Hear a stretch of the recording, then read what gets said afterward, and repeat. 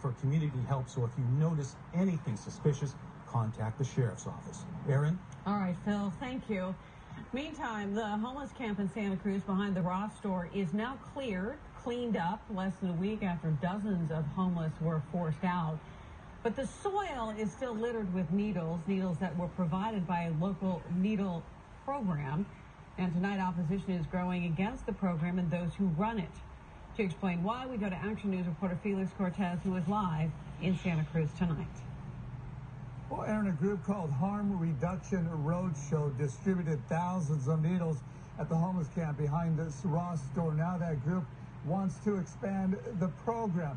But at this point, opposition clearly outweighing support. I was stealing and conniving and doing anything I could to get my next fix. I was shooting up 4 and 5 times a day.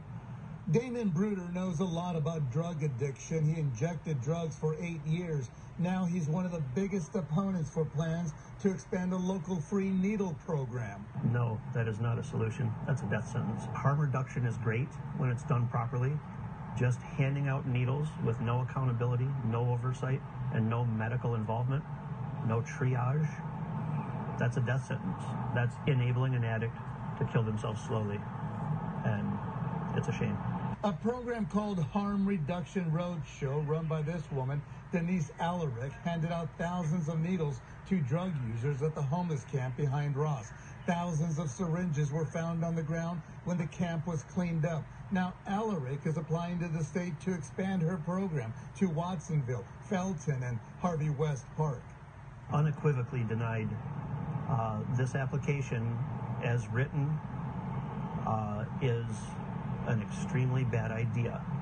We do not need a redundant needle program in Santa Cruz. The sheriff and police chief are opposing any expansion without more oversight, accountability, and a plan to reduce needle litter. County supervisors have received hundreds of letters opposing the expansion. People have gone to social media asking opponents to write state leaders, and Supervisor Bruce McPherson has sent a letter to the state. Come on, folks, and to think that you want to do this in a park setting where the public and families and kids go, it's ludicrous to me. Alaric says she looks forward to engaging with community groups and those who have concerns. But this recovering addict says more needles aren't the solution, more beds are.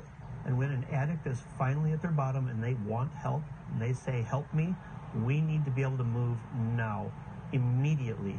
We need to have a bed and a program available for them at a moment's notice. We are sorely lacking there.